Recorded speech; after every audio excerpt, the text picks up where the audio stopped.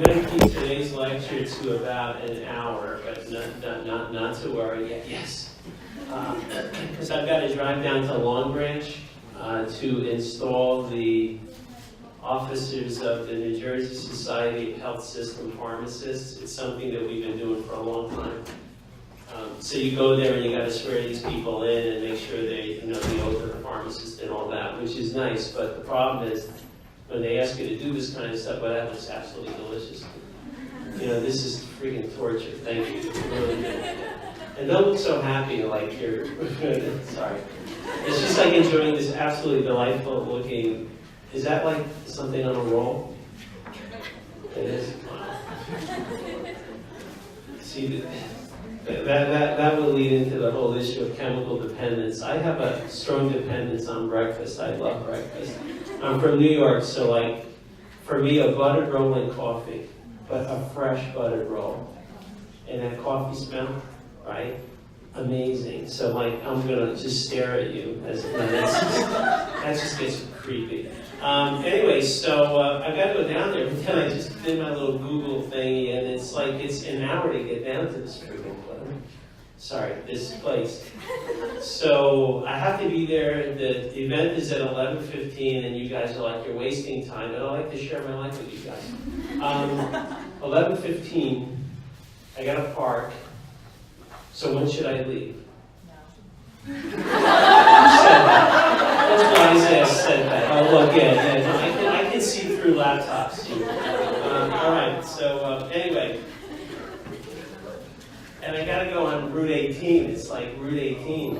Okay, right, yeah. They'll find me by the side of the road. God forbid. Or maybe not. All right, so today we're going to talk about opioids and opiates. What we're going to do is I added some information about the whole opioid crisis. There's some, because I know you guys like look at the old handouts. I used to have a section on the mu receptor and this receptor and that receptor. It's interesting. I'm not going to test you on it. I would hope that you would already have had that on it. But the whole purpose of originally going through that is that when you look at addiction, when you look at an opioid type of situation, the receptors have different activity, as you know. But again, I'm not going to test you on this, but I want you guys to start thinking about, folks, and unfortunately even some folks in here could be suffering with some dependency kind of issues or a tendency to dependency. Depending on the receptor, like the receptors will get stimulated, but some of the receptors make you feel euphoric. Some of the receptors are pain receptors. Some of the receptors actually have some subtle stimulation property to try to keep you alive.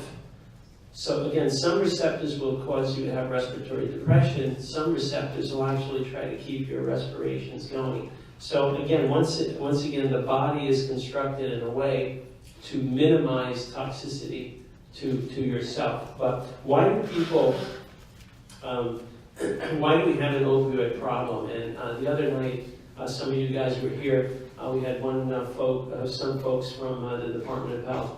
And some of the concerns we've had over the years are true. And we'll get into those in a few minutes. But let's talk about opiates and opioids. Now those terms are used, almost interchangeably. It used to be that an opiate was derived naturally, an opioid was manufactured synthetically. But if you look at the literature, again, I'm not going to bother you with knowing what is the difference. People will talk about opiate crisis, opioid crisis. One of the terms that came up was opioid use disorder. That's a little bit later in your handout. That's the new term, opioid use disorder. But let's just say, for the sake of this lecture, that those two terms are interchangeable. Originally, the drugs were derived from opium, which came from the opium poppy. And I think we mentioned, what is the Latin name of the opium poppy? Papaver somniferum. Papaver, somniferum, which is the flower that makes you sleep. What movie? What movie had giant ants in it? Them, right. Okay, but the movie though, she is correct, so you get bonus points. Or like extra class. There's a scene in The Wizard of Oz where what's the girl? Dorothy, the lion, the Tin Man, and the Scarecrow are running, and all of a sudden, like everybody is really sleepy. That field is a field of poppies. So all those characters were like strung out, I guess. Okay, I can see it's Friday. Only one person is eating, and you guys are tired. So, anyway, what are some of the agents? Well, opium, morphine,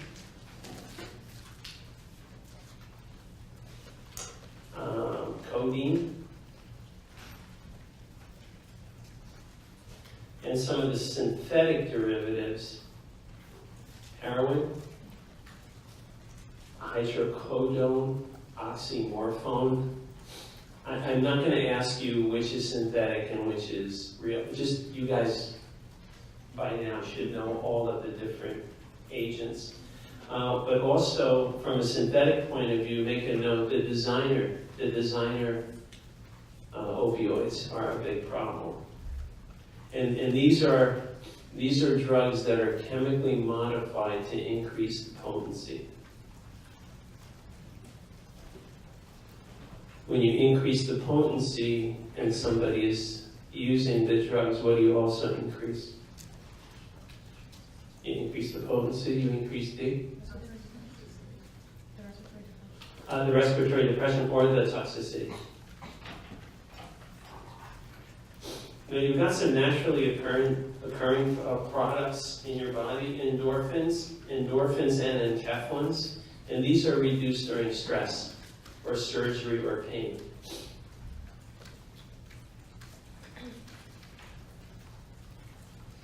How many of you are runners?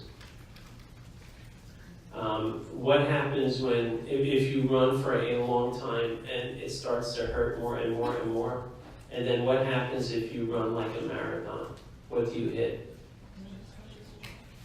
Yeah. Anybody want to? What's that? They say you hit the wall. And then what happens? You feel no pain.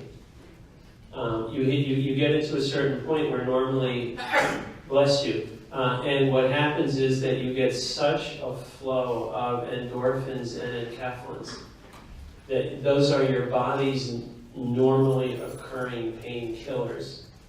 And you reach a point where you're in a zone and you basically don't feel the pain anymore.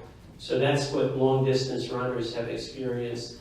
Also, like super athletes, you get to a point where your body is pouring out these agents to minimize the pain.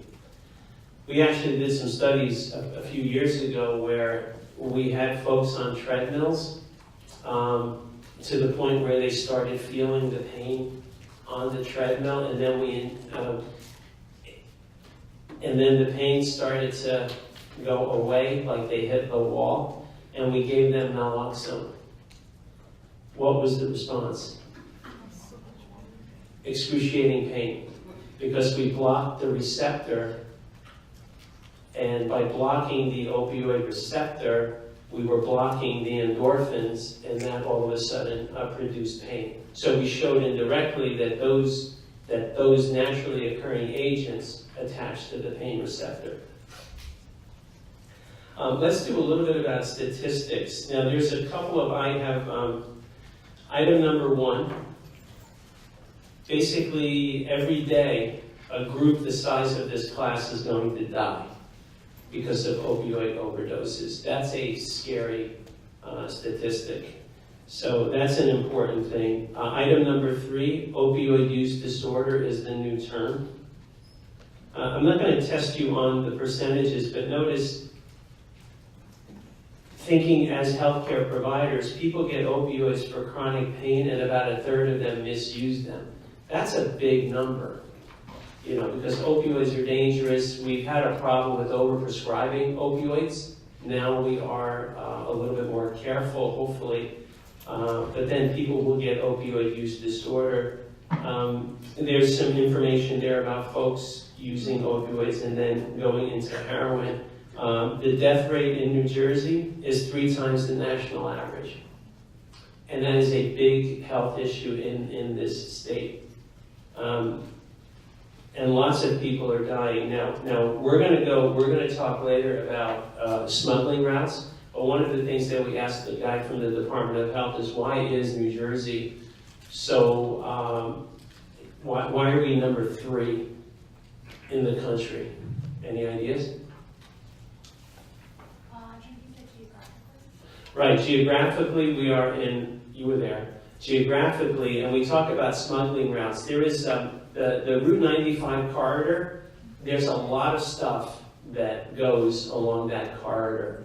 It's been around, we've talked about it for decades. We have various ports, here, and again, you're between, you're part of a huge metropolitan area. Stuff that's got to go down to Miami will probably go through here. Stuff that comes up will probably go through here. Stuff that goes out west, obviously we are a major area. Also, we are the most densely populated state in the country. So just by sheer concentration of people, if you have a certain incidence, numerically you are going to be higher. So that is a problem. As a discussion point, one of the things that has come up that was a little strange, and just to think about it, one of the reasons why folks that have usually abused OxyContin, oxycodone, the prescription drugs, the fact that there are stricter prescribing guidelines, actually regulations, it is harder for those individuals to get those drugs.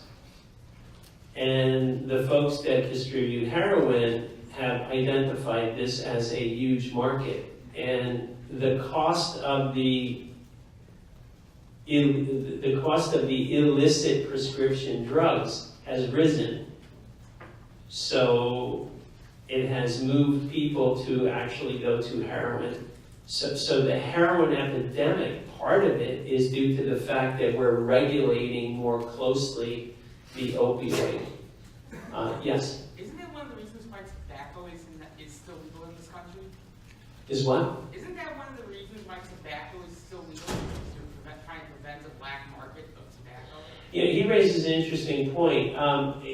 Anytime you try to sort of make any compound illegal, you are going to drive the sort of, if you make it legal, people have access to it. But to your point, there are certain places where you could buy alcohol, you can buy tobacco tax-free, it's cheaper, bootleg cigarettes and stuff like that. So again, there's always a market for people to try to get, I don't want to say recreational, but I mean, people like to smoke, that to them is recreational. Bootleg alcohol, I mean, that was a whole business during the Prohibition era. That's why Prohibition failed. Exactly, but now the question is too, what do we do about legalizing, recreational marijuana? That came up. Marijuana is, I'm not going to weigh in on it one way or the other. I do think, in my experience, if people like to play with marijuana, you might want to try other stuff. I'm not an expert in that area, but one of the things that has come up in some states where they have legalized marijuana, what has happened to the opioid use and the opioid crisis? It has gone down. So the question is, as human beings, do we need to abuse something? Or is there something that we need to do? Because that was very startling. I would have thought that, okay, if you legalize marijuana, all of the other drug use is going to go up. Apparently, no. You divert toward the least sort of treacherous or the least dangerous route. But the other thing that happens is that there are more car accidents, more fatalities. So again, it's a social responsibility issue. You guys are always interested in the price. Heroin is now $15 to $20 a dose, which is cheap. One of the people that presented was this kid who's in recovery. He's a Rutgers student, which I gave him a lot of credit for being here. And one of the things he said is that you're in an environment where your friends are using and it's very inexpensive to get access to this. We're going to talk about adulterants because folks that are dealers with heroin are usually not the best, most ethical individuals, and we'll talk about all the things that you can cut. For those of you who are interested, again, I apologize for being not quick, but there are websites available. So heroin is very cheap. The price is down. But if you want to go online, there are websites that tell you, how much for all that heroin. There is a website called Havoc Scope. She's checking the price right now. Order a few more kilos and then, I'm sorry, I've got a building to refurbish. Havoc Scope. It gives you global black market information. I was on a lot of these sites yesterday, so I'm sure there's a black suburban van in the parking lot that's going to follow me to Long Branch. But what it does is it gives you, like, for example, the price of heroin country by country. So, for example, here it's $110 a gram.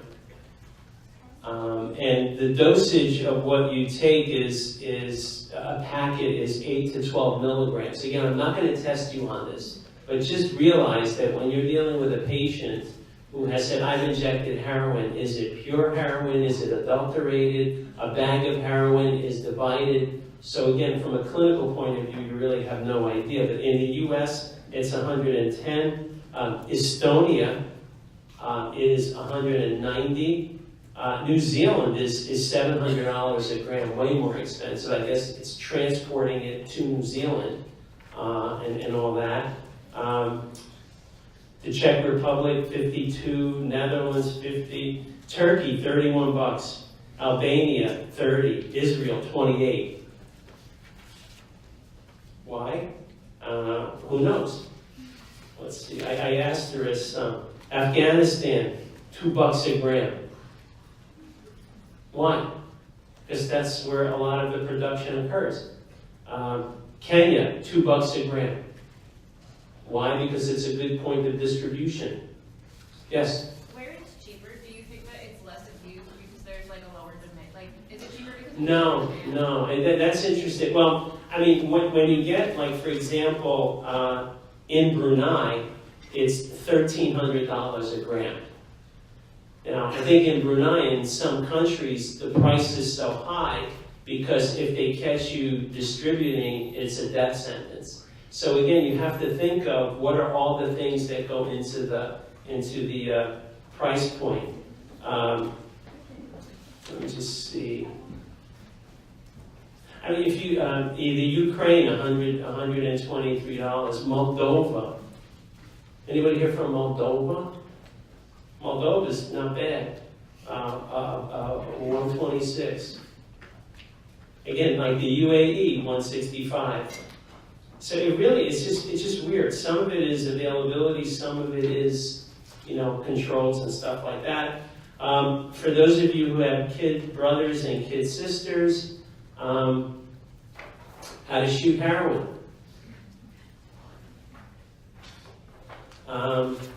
This article is presented on behalf of our students. The information is only for kids who are smart and mature enough to respect the dangers involved. Okay? Despite all the lies you've probably heard from parents and grown-ups, heroin is actually very good for you. So this is what you're fighting against as a healthcare provider, how to shoot heroin.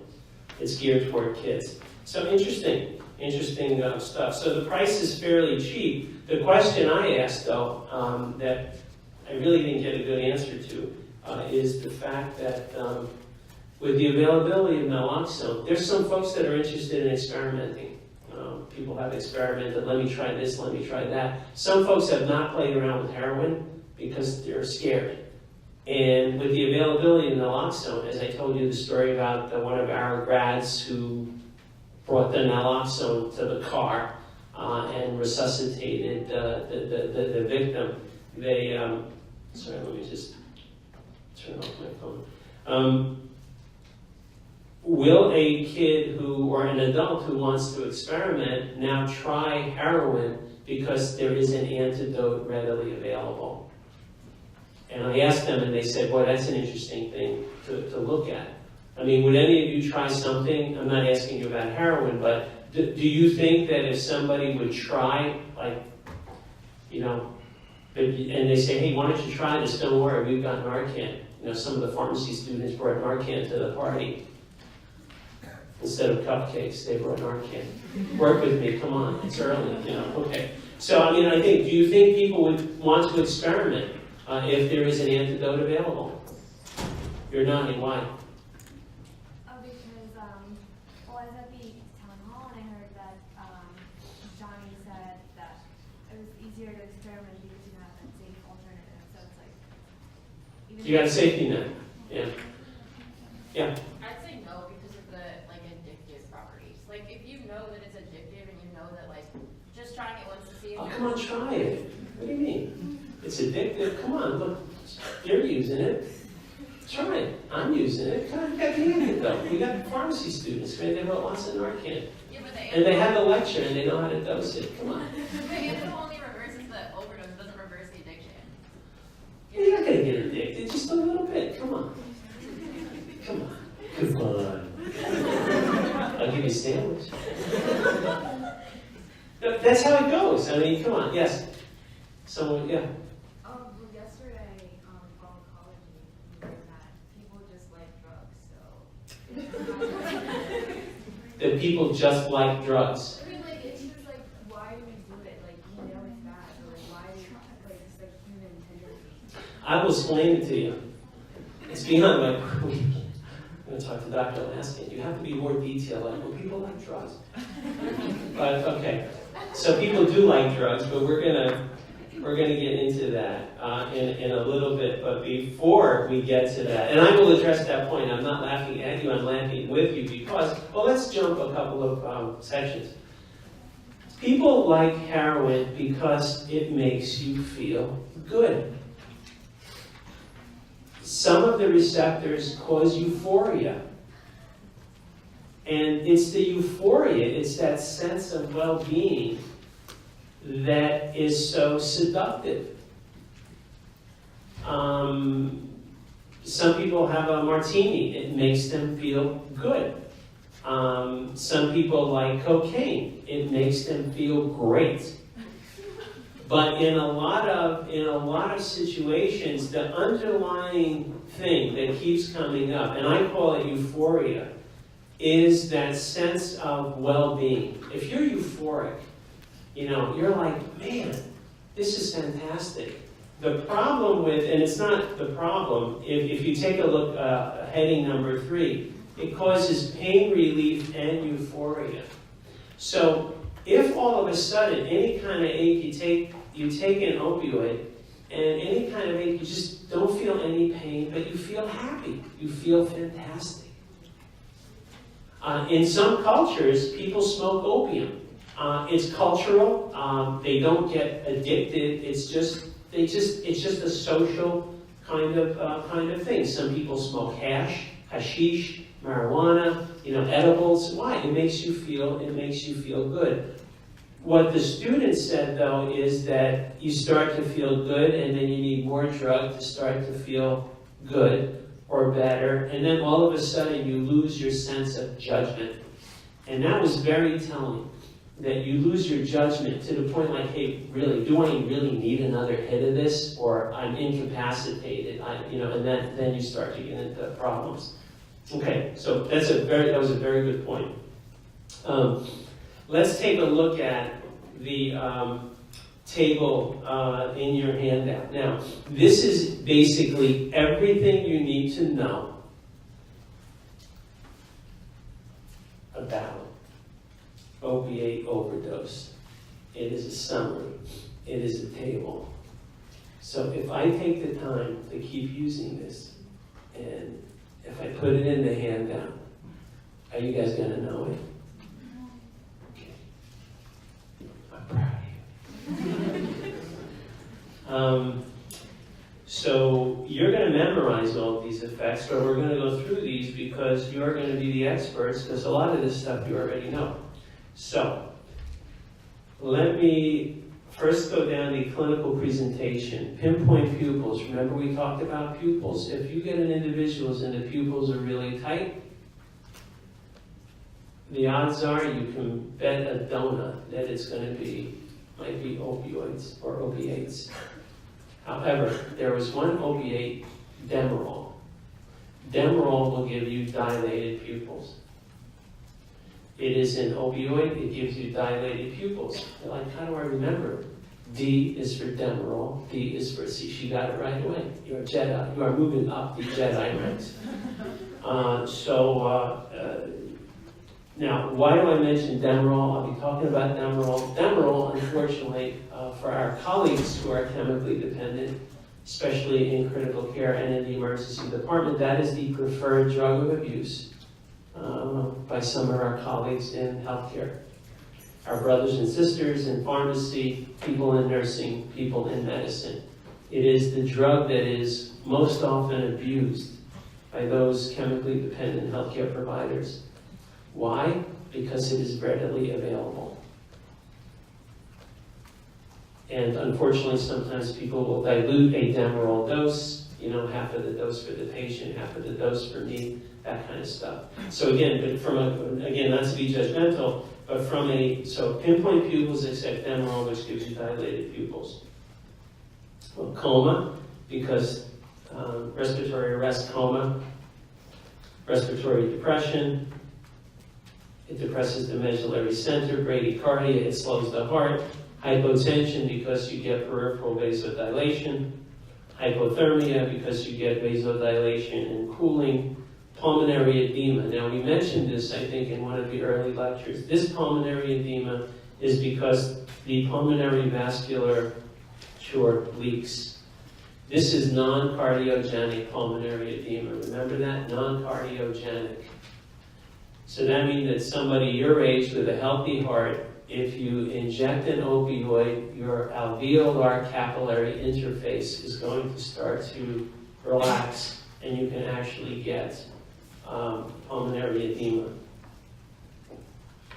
And morphine, meperidine, and propoxyphene, they can cause seizures. Now, what drug is in the treatment category? Naloxone. For pinpoint pupils, they say there's really no treatment. I mean, nobody's going to, again, the pinpoint pupil is a clinical indicator, but if you give naloxone, the pupils are going to open up. Naloxone, respiratory depression, naloxone, and assisted ventilation, because airway breathing and circulation, you're going to be worried about that. If the heart rate is slow, naloxone. If their pressure is low, naloxone and fluids. I would give naloxone first, because if, in addition to the hypotension, they have non-cardiogenic pulmonary edema, giving fluids might not be a smart thing to do right away. If they're hypothermic, you warm them up. If they have pulmonary edema, you may need to put them on a respirator, and if they're seizing, you give them naloxone and anticonvulsants and stuff like that. So again, it's naloxone, naloxone, naloxone, and we'll talk about what some of the indicators are with its utility. So again, please know this stuff. Yes? In that chem, we learned about this drug that if it was injected, or it's like administered with naloxone, and if it's crushed and injected, Does everyone know what I'm talking about? Talon and The S? T's and Blues it's called? Yeah, yeah. Explain a little bit more about Well, that. a lot of the products that are, we'll be talking about that in a little bit. Some of the products are made with the analgesic plus naloxone or naltrexone. And if you take it orally, the drug is not, the painkiller is going to be absorbed, but the antidote is not. If you crush it and inject it, then you're injecting the antidote. So naloxone only systemic? Naloxone is only systemic, yeah. Naloxone is only systemic. And T's and Blues is old news, man, but that's okay. I've got better tricks. Why is abuse so rampant now? Wait, you just triggered another idea. It'll come to me. Yeah, a lot of the products now that are coming onto the market are manufactured with an attempt to have an antidote or to prevent abuse. But individuals are very smart in terms of getting around these systems. For example, if you take, there's various cold products that have microgranules. If you open up the capsule and you take different colors in a certain order, you can precipitate anticholinergic psychosis. So that's the extent, and people know how to, crush, extract, So the point about naloxone too, one of the things we used to do, and now it's available commercially as a product, what happens from a gastrointestinal point of view if you take an opioid pain reliever? What is the gastric effect? Constipation. In some cases, we would give oral naloxone. Say, here, drink this. And the naloxone would actually facilitate the movement of gastric contents. And I think now there's a product on the market where you can't go, the guy, I can't go. It's like one of those little, talk to your doctor about it or something like that. That is the drug that reverses the gastrointestinal side effects. But to your point, it does not get absorbed into the systemic circulation. When you inject it, it does. Now, let's talk about abuse. Well, increasing popularity, it's a big problem. Again, here in my notes, it does cause euphoria. So that's why for the folks that just like to take a drug, it does cause euphoria. Individuals usually start as a pain reliever. It helps with the pain, it makes them feel better. And then a certain percentage will start to abuse the drugs more and more. I have to tell you from personal experience, not with heroin, but I was given Percodan once for a tooth extraction. It made me feel like crap. I hated it. So for me, the opioid did not cause euphoria. I just felt so out of sorts. I said, screw it, I'll take Tylenol, extra strength Tylenol, which seemed to do the trick. So certain people will react in different ways to opioid analgesics. But to tell you, this was a few years ago, and I got 90 Percodan with several, and just if you need more. There's no reason why you need 90 Percodan, a month's worth of Percodan for a tooth extraction. And my dentist is a pharmacist. He's a St. John's grad, so not that makes him special, but so here you've got a guy who's a pharmacist and a dentist, and you just give it out. There wasn't a concern, and now we're winding up with such a big problem. There are branded versions of heroin, depending on where you go. There are folks now, they always did this, but the little heroin packets had a stamp on them, and that was the brand that you were getting. And also, depending on where you are, like in an urban environment, there's certain neighborhoods that are controlled the heroin distribution is controlled by certain gangs, and this is their brand. And some of the brands, one of my favorites is the smiley face, like "Have a nice day." That makes sense. To feel good, you know, it's a nice, I'm sorry, I didn't mean to point to you as the heroin dealer. And then there was one brand that had the Jolly Roger, like a skull and crossbones.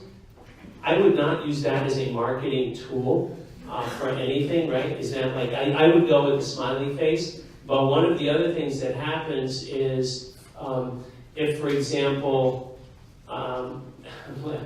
you're laughing. If she wanted, like, let's say these guys do smiley face and you do skull and crossbones, in their neighborhood, what you would do is you would put strychnine in your heroin and brand it with their brand, and then distribute it, and people would start dying, and they'd say, "Oh, your heroin is crap. I'm going to get hers."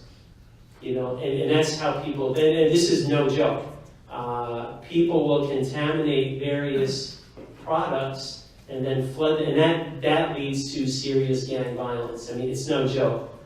So again, there's demarcated areas, but now too, with the popularity, folks are branding various types of heroin. It is replacing cocaine in a lot of areas, and it is in some areas. One of the physicians called this CNS performance drugs. Like, for example, in some college populations, the CNS stimulants like Adderall and stuff for, it's not ADD anymore, it's attention deficit hyperactivity disorder. That was always something else. It's always something else. It's always something else. What happens is that in some college populations, you might have pockets of people using stimulants. And in some populations, you know, heroin is more rampant as the drug of abuse. The smuggling routes, believe it or not, are the same for a lot of these products. So, for example, cocaine and heroin, you know, they would be distributed basically by the same individuals. If you look at international smuggling routes, we don't have time to talk about it here. Again, very, very interesting. A very strong sort of quasi-tacit government, you know, okay, and then various criminal elements that are tied in, you know, and all of a sudden, you know, the stuff is being distributed internationally. So it's just kind of, it's fun to look at from a sort of global geopolitical kind of way. Okay, any questions or comments? Does anybody, yeah? Unless your government has beef with another government, why would some government be tacit in smuggling of opioids? It's part of the economy. There are some parts of the world where this is a huge source of revenue, and it is looked at favorably. For example, to take this out of it, you go to South America. I did some lectures in South America.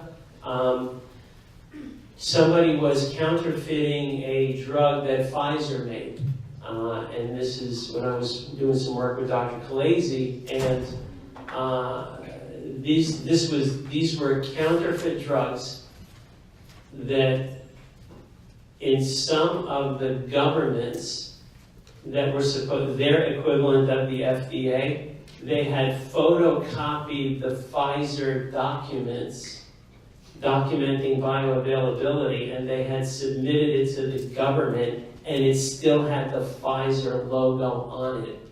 And the cover sheet was by, you know, Pablo Escobar's, you know, pharmaceutical, whatever. We visited some of these sites. They were garages where they were manufacturing the product.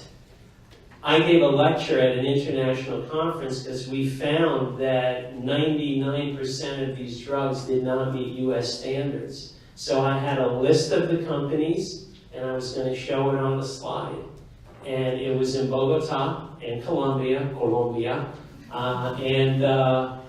The folks from Pfizer, my handlers, said, you know what, you're going to need to change this one slide and remove this company's name. And I said, why? They said that company is owned by one of the most powerful narco-traffico guys in Bogota, and we fear for your life. And I said, no problemo. So again, to your point, I mean, you have to understand, there's money involved.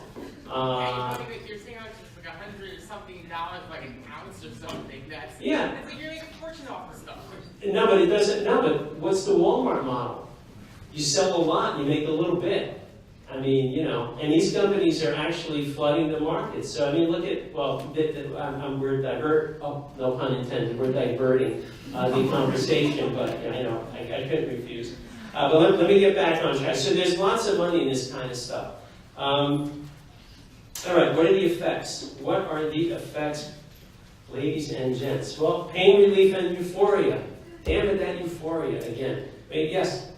This is like a little bit off topic, but for naloxone, like, Oh, go ahead. Yes. for people who work like either as like EMTs or like in the hospital, they say that you can't, once you give them the naloxone, you can't make them stay in the hospital, or you can't make them stay with the police to like keep them clean for like at least a day. So in that case, how do you stop them from going out right away and then taking more drugs immediately? You had to ask. Okay. Did I ever tell you? Well, anyway, her question is an excellent question, and it does come up. The question was, if you're an EMT or a paramedic or a police officer, and you reverse the naloxone, if you reverse their overdose with naloxone, you cannot make them stay. You cannot hold the patient against his or her will. If they overdose and you treat them and they wake up, you can transport them to the hospital. I think you can transport, like if you wake them up in the ambulance, you deliver them, you cannot force them to stay. They can sign out against medical advice. So you are, unless they are a threat to, like if they're clearly psychotic or schizophrenic or something like that, that you can hold them. But if somebody says, you know, F you, I'm out of here, they pull out their IVs and they go, you cannot keep them there against their will. It is a big problem. And what we did is we used to see this all the time. We used to reverse, because I even said in my opening remarks the other night, the attitude has changed, but I mean, we used to see these patients several times a night. Or several times a week, and if they sign out, they sign out. It still is their right to refuse treatment. Now the problem is, you can't let them die, but every time they come in, it's 10, 20, 30, 40 grand, to the healthcare system. But that is a big problem. But you cannot be held against your will. Is there ever a point where like it would be harmful to them to have taken like naloxone? No, the naloxone won't harm them. So the naloxone there's no limit to No. how many times you just keep No limit at all, yeah. And we'll talk about that when we talk about dosing. Yeah, we were very aggressive with the dosing. Okay, good point. I'm glad you guys are like, cool. Is that still a good word, cool? Is it still good, or what's another word? The bomb? One year said, oh man, you were the bomb. And I'm like, did I bomb? No, you're the bomb. It's good. So, what's another word for cool? What? Nothing? Nobody help me? And she's like, no, you're saying I'm not cool. She's like, you're not cool. She's closing her. Okay. Anyway, so pain relief and euphoria, and then that leads to somnolence and lassitude. And this is the term is called on the nod. If somebody's on the nod, they're brought in, and then they're just nodding. They're like falling asleep. That's called being on the nod, because they're just very sleepy. How do you spell that? What? On the nod. Okay. Yeah, it's not a special word. So you see, like you're one of the guys that said, like, he's so freaking tricky. I want to make sure I get the spelling. Is it N-O-D? Is it N-O-D-E? No. Okay. I hear you. Okay. You speak like the word of God himself. On the nod. Okay. Cycle of addiction. The narcotic effect is due primarily to the morphine metabolite, and heroin has a short half-life. So heroin acts quickly. So to the gang in the back, if you have a drug and it makes you feel great, and then all of a sudden it wears off, what do? Take a little more. Especially if, $10 a hit, $20, come on, half an hour, take a little more, I'll take a little more. So that sort of starts the cycle of addiction because you have to repeat the dose, basically every couple of hours.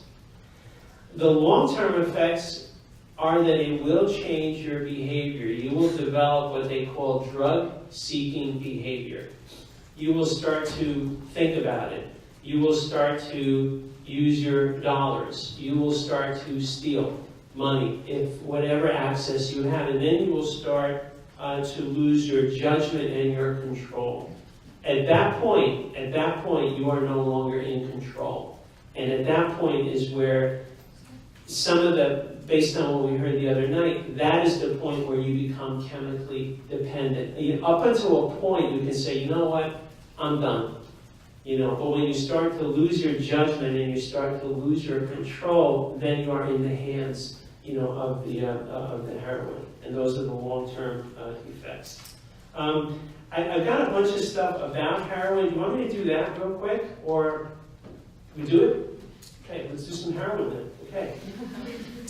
And of course, one of you is going to take that snippet and say, and this is the dean said, hey, let's do some heroin. So the history, and this is why I like some of these lectures. I like all my lectures, but in the late 1800s, it was first synthesized, and Bayer made it. Bayer made it commercially available, but then, like in the early 1900s, it was found to be addicting. So this was commercially available as, an analgesic.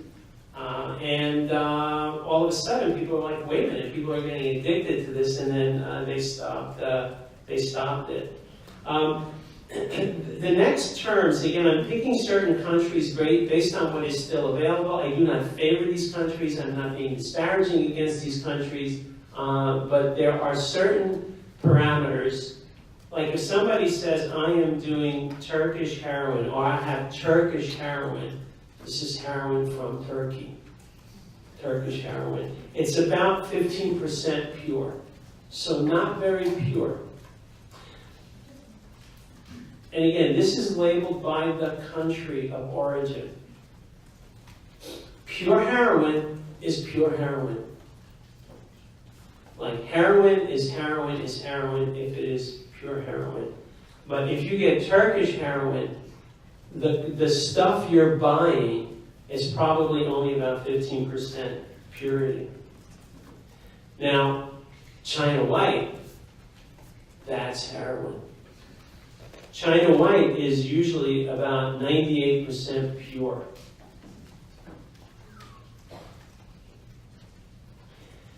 And if somebody says, hey, you want to buy some China White? I would say, what are you selling? And why would I ask that? Because China White is also the street name for alpha-methylfentanyl, which is a designer opioid. And people that don't know or don't know how to ask or are not around you guys to say, well, you should ask them. Like you go in and you say, hey, I am the class liaison. What China White are you selling? Is it the China White from China, or is it the China White designer drug? Now, if you don't know, if you're used to just doing regular heroin and you take China White, you'll die. You will have instantaneous respiratory arrest. Is the more pure heroin more addicting than the 15% one? That's a good point. Heroin is addicting to the same level in terms of addiction. Pure heroin, if you start using pure heroin, it is definitely more addictive. But if you start using stuff that is subpotent, you will have to use more to get to the same level of euphoria. So it might take you longer, or the initial effect might be less, but it's not that this is less addictive. The path might be a little bit different. Like for example, you can have people that are alcoholic dependent and they just drink lots of beer. And they'll get hooked on it. You can have people that do hard liquor, they'll get hooked on it. Will they get stoned faster? Yeah, the ones that drink the harder stuff or use the pure heroin, they'll get the effect much more rapidly, but they will still arrive at that same level if they continue to use it. Now the risk is, if you take a sort of a little hit of Turkish, you'll get a little bit of a euphoria and that, and you're like, okay. If you take a small dose but it's pure heroin, all of a sudden you're like, wow. And again, so you might be sucked in more quickly depending on your personality. Oh, that was a good question. I can only imagine what the replay is going to sound like with that little hit of Turkish. China White, that's the problem with China White. And this has been around for a long time. So China White heroin is almost pure heroin. China White is also the other name that they use for a designer drug. And the victims are usually victims at a club, and somebody said, hey, you want some China White? You say yeah, and then all of a sudden you're dead because you inadvertently administered something that is bad. There is also similar levels of purity there's something called Indian pink and Penang pink. Indian pink for our Indian colleagues, and Penang pink. So every country is recommended. So those are the same level of heroin purity as China White. Black tar is also called Mexican tar, and I did a quick search yesterday, and now it's also being called Mexican brown. So black tar, Mexican brown, it looks like an ooze. It looks like tar. That's about 40% pure. And instinctively I thought, if it's like a tar compound, it would be more concentrated. I mean, there's some interest, like I said, I can only imagine, what RUPD is thinking, because our computers are monitored. Like Southborough, and that's okay, he's probably getting ready for a lecture or to build a new building, so he needs money. It's a joke. The brown of the Mexican brown is the adulterants that are used and also the impurities, like pure heroin. And I have some slides I'll put up when we do the drugs of abuse, the cases. Pure heroin is white, but sometimes when it's manufactured, when it's made, it has impurities, okay? So that's why they call it, Mexican brown or Mexican tar. India, Pakistan, Iran, Nigeria, those are also really ripe sources of heroin. This is a little bit of an interesting point. Like I said, it's white.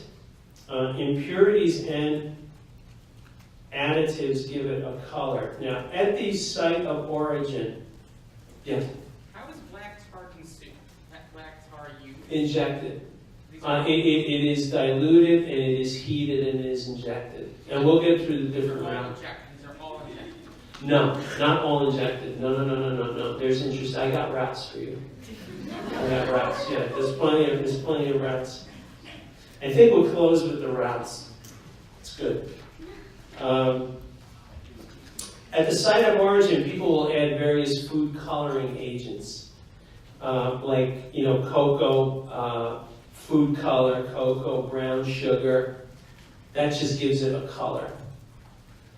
For a while, there was some heroin from Iran that was like a golden color, and the rumor on the street were that the Iranians were peeing into the heroin to kill the Americans, and it really wasn't. Food coloring, these crazy notions. Food coloring is what is added to do it, peeing and heroin. But I mean, this is the type of stuff you hear.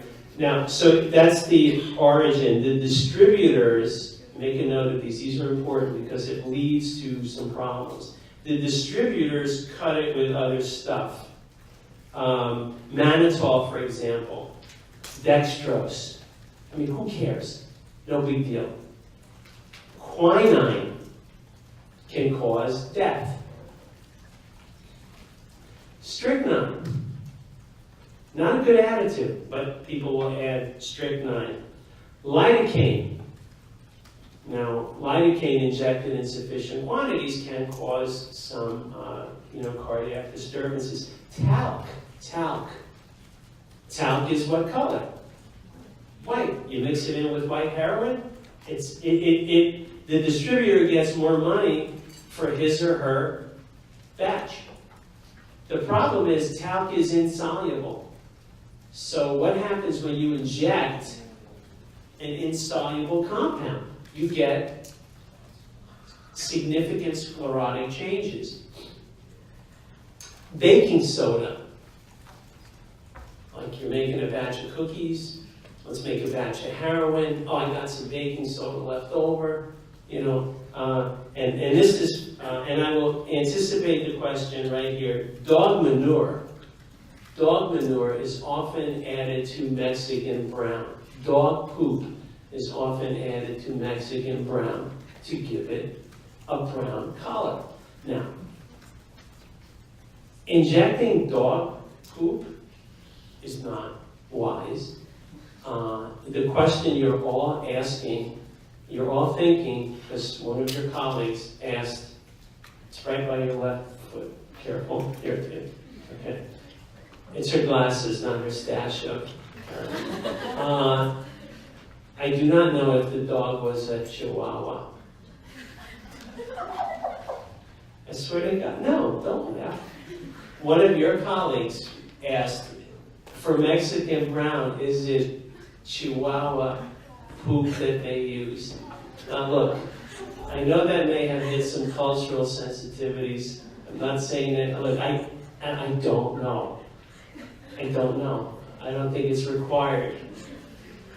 But it's probably they can guarantee the same people that make anti-gin are probably doing Chihuahua brown heroin. Okay, I've got to go do this stuff. I will leave the routes to your imagination. Again, all kidding aside, this is a significant problem. It is also a problem. It is not a major problem yet on our campus. So I urge you, if you are ever in an environment, keep your eyes open. You guys know what the signs and symptoms are. You can be very important to the initial rescue. God forbid if you are ever in, and I have been in environments where all of a sudden you get to, hey, what's happening with her? What's happening with him?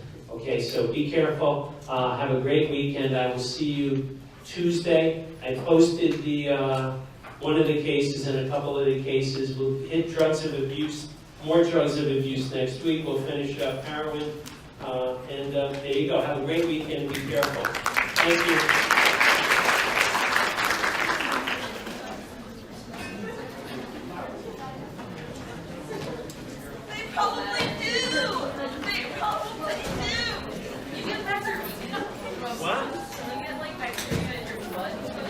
Oh yeah, no, we'll talk about this, yeah. Oh, you get endocarditis. Oh no, you don't die from one bag. You might not die, no. You'll get an infection, yeah. People don't die every time they get an infection. Yeah.